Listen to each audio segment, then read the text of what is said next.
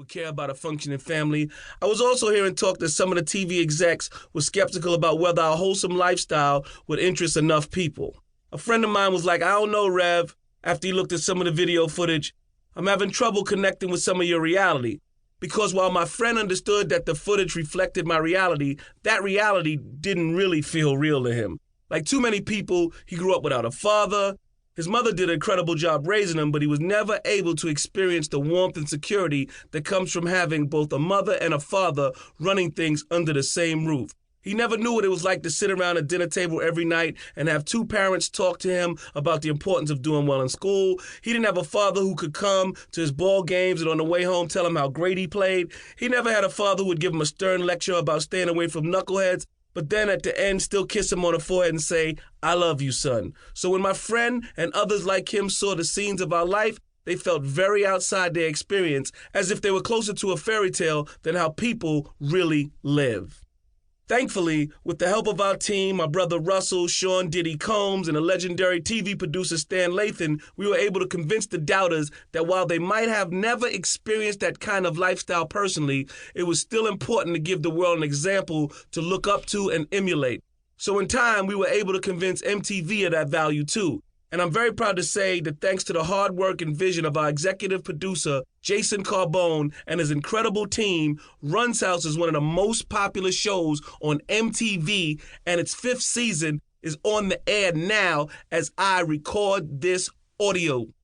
That powerful reaction to Run's House has convinced me that promoting the value of family life is what I was put on this earth to do. I might have earned my reputation as a rapper, but when it's all said and done, I hope what I'm ultimately remembered for is being a good dad. I truly believe that God has intended for me to provide African Americans specifically and all people in general with an example of a better way to raise their families. I believe God wants me to use my TV show and this book to remind folks that even though raising a family is a struggle, your family can always conduct itself with class and dignity. To remind people that when they put their heart and soul into their family, it's an investment that will always pay tremendous dividends. I really hope that the success of Run's House is just the beginning and that God will keep blowing his breath through Justine and I, and we can continue to be an instrument singing the world a song about family.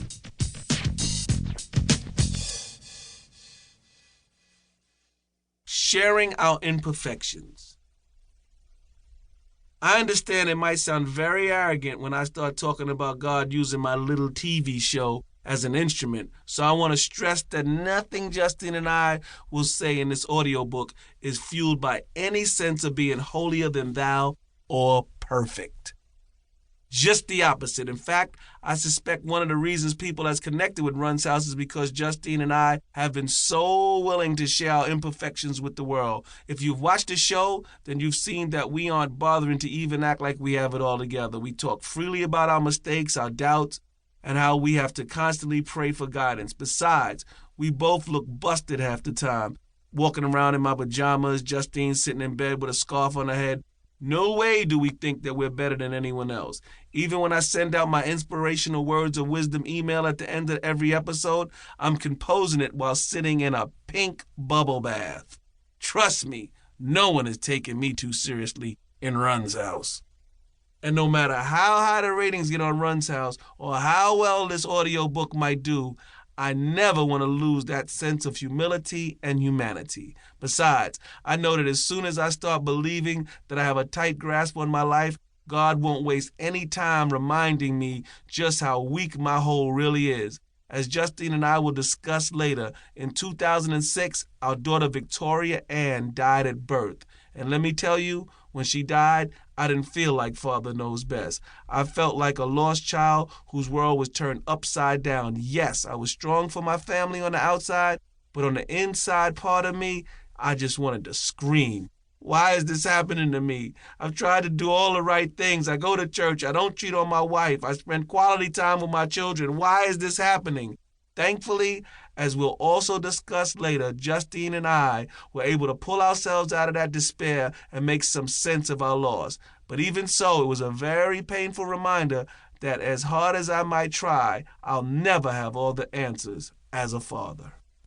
Similarly, while I'm always humble when people approach me and tell me what an important example I'm setting with my marriage, the truth is